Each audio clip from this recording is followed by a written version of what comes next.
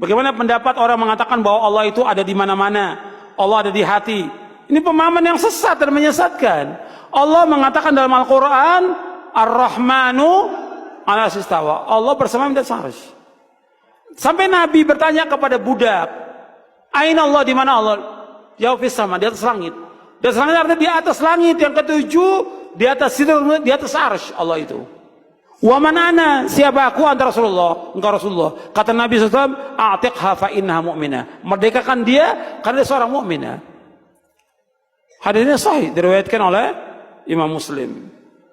Jadi enggak boleh mengatakan Allah di mana-mana. Dan ini menghina dan melecehkan Allah. Karena kalau dikatakan di mana-mana berarti ada di tempat yang suci, ada di tempat yang mana? Tempat yang kotor. Ta'alallahu amma yaquluna uluwan kabira. Allah Maha Suci, subhanallah. Kita wajib menetapkan di tempat yang mulia yang yang Allah sendiri menetapkan demikian. Allah yang menetapkan, Allah di atas arsy. Arsy ini makhluk Allah yang paling besar dari seluruh makhluk ini, paling besar arsy-nya Allah. Maka Allah menyebutkan dua dalam Al-Quran, arsyun azim wa arsyun karim. Arsy yang maha besar, arsy yang maha mulia. Arsy Allah itu dibandingkan langit dan bumi, kecil langit dan bumi. Umpamanya arsy ini seperti padang pasir yang sangat luas, langit dan bumi tujuh ini seperti tujuh gelang yang dilemparkan di tengah padang pasir. Arsy-nya Allah itu besar. Makanya Allahu Akbar, Allah itu maha besar. Jangan banyak bertanya pada sesuatu yang sudah jelas aturannya. Bertanya pada sesuatu yang jelas sama dengan nanti membiaskan kita. Dan jangan pikirkan segala sesuatu tentang Allah. Pikirkan tentang kekuasaan Allah sehingga mendekatkan kita kepada Allah. Memikirkan segala hal yang terkait dengan ini, pertama, apa faedahnya untuk antum? Tidak ada. Gak ada faedah, jangan perdebatan aja, ribut. Gara-gara ini istiwa, ini bukan, ini takwil, ini bukan. Akhirnya pada ribut, lupa dengan ibadah, lupa dengan awas saling menghormati, lupa dengan saling silaturahim. Gara-gara kasus istiwa semacam ini, ayatnya datang sebagai ujian keimanan. Tapi antum tampakkan hal-hal yang melanggar iman. Saling mencela, melanggar keimanan. Makanya ketika ada larangan ayat Quran jangan mencela, dibuka dengan iman. Quran surah 49 ayat 11 sampai 12. Ya ayyuhalladzina amanu la yaskhar qaumin qaum, jangan saling mencela. Ketika menyebutkan jangan saling mencela, ayatnya dibuka dengan kalimat iman. Ar-Rahmanu 'alal 'arsy istawa, itu untuk menunjukkan tingkat keimanan, latihan iman. Kok kenapa antum melanggar iman? Jelas ya? Yang kedua itu menakwilkan. Jadi kalau antum ingin menafsirkan, jangan tafsirkan seenak antum. Dibawa pada pemahaman yang beda dengan makhluk. Sebetulnya inti pembahasannya, pemikirannya sama. Apa di antara kesamaannya? Jangan samakan sifat Allah dengan sifat makhluk. Tanzihu sifatillahi subhanahu wa ta'ala al-khaliq min sifatil makhluk. Menyucikan sifat Allah dari sifat makhluk. Ada yang mengatakan sudah istiwa itu artinya bertempat. Allah punya tempat, tempatnya di arsy. Yang punya tempat itu makhluk. Allah tidak dibatasi dengan tempat. Kalau Allah punya batas tempat, artinya Allah sama sifatnya dengan makhluk. Ya, artinya mujassam itu menempat. Kalau sudah punya tempat, berarti menempat sama dengan makhluk. Gak boleh. Kalau Allah kemudian butuh tempat, berarti punya kebutuhan. Sedangkan Allah maha luas, laisa kamitslihi syai'. Allah menempat, berarti butuh tempat. Ketika Allah tidak ada di tempat itu, di mana Allah? Jelas ya? Nah, itu ada masalah dalam akidah. Makanya kalau antum ingin memahami ini, kalau ingin tetap memaksakan tempat, ditakwilkan.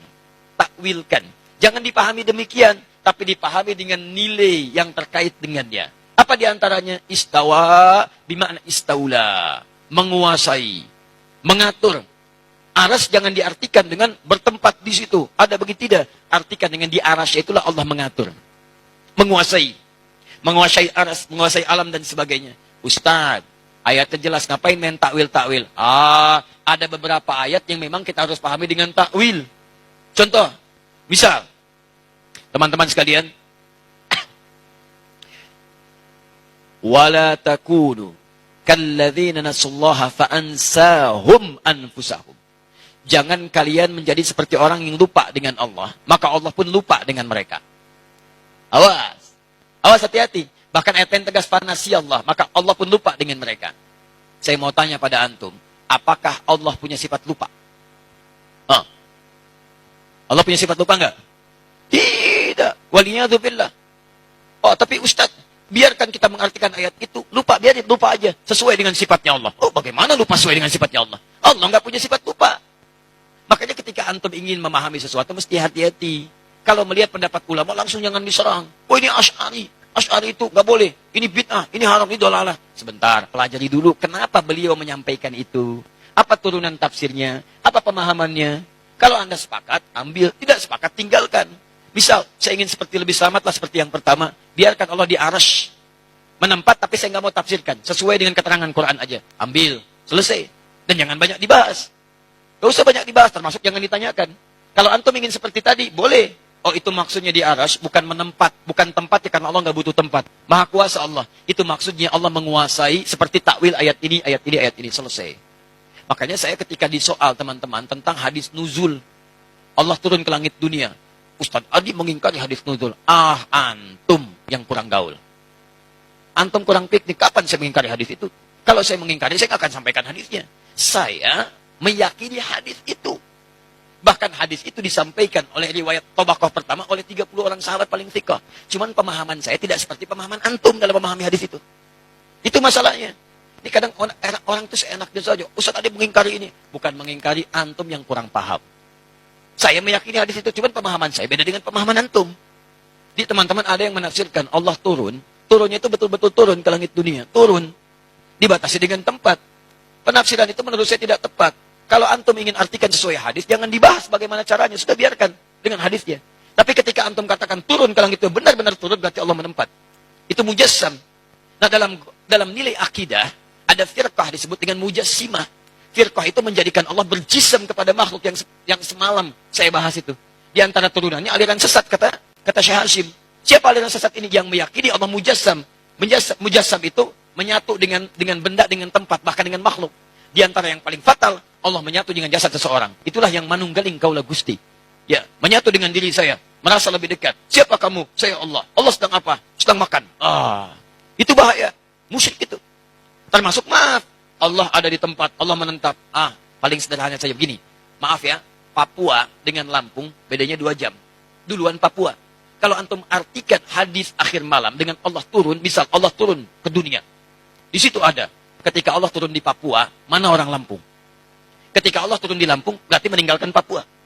Sedangkan sifat Allah meliputi seluruh alam, tidak dibatasi dengan tempat. Makanya tanzihul khaliq bin sifatil makhluk. Antum kalau ingin bicara masalah ini mesti hati-hati. Kalau antum menyentuh sesuatu yang sensitif, bisa salah antum. Ketika salah menilai Allah, bisa kufur antum di situ. Bisa bahaya. Awas, kalimat kufur ini mesti hati-hati, nanti dipotong lagi nanti di situ kalimatnya. Nanti nyebar lagi macam-macam lagi. Awas, ada orang yang hobi motong-motong. Ya, itu dosanya banyak itu. Jelas ya? Cara paling gampang yang seperti itu, kalau ingin paling gampang, sudah antum yakini saja, belum punya ilmu diimani, jangan banyak dibahas. Termasuk pertanyaan seperti ini. Ya, simpan aja, yakini aja, jangan terlibat pada hal-hal diskusi yang tidak meningkatkan iman. Atau membuat antum justru saling meninggalkan ibadah, lupa dengan nilai-nilai yang lebih penting. Biarkan sifat Allah dengan keagungan Allahnya, sifat kita hanya sekedar mengikuti tuntunan Allah Subhanahu wa taala. Paham? Jadi kata Imam Malik bertanya seperti ini, hukumnya apa? Bid'ah ini. Sama dengan candaan ulama tentang poligami. Poligami itu prakteknya sunnah, tapi bertanya tentangnya bid'ah. Tapi kapan itu sunnah? Ada syarat-syaratnya. Ketika terpenuhi, baru kemudian bolehkan. Kalau tidak, ya antum harus ikuti dulu syaratnya. Ya. Kapan itu? Nanti saat pembahasannya.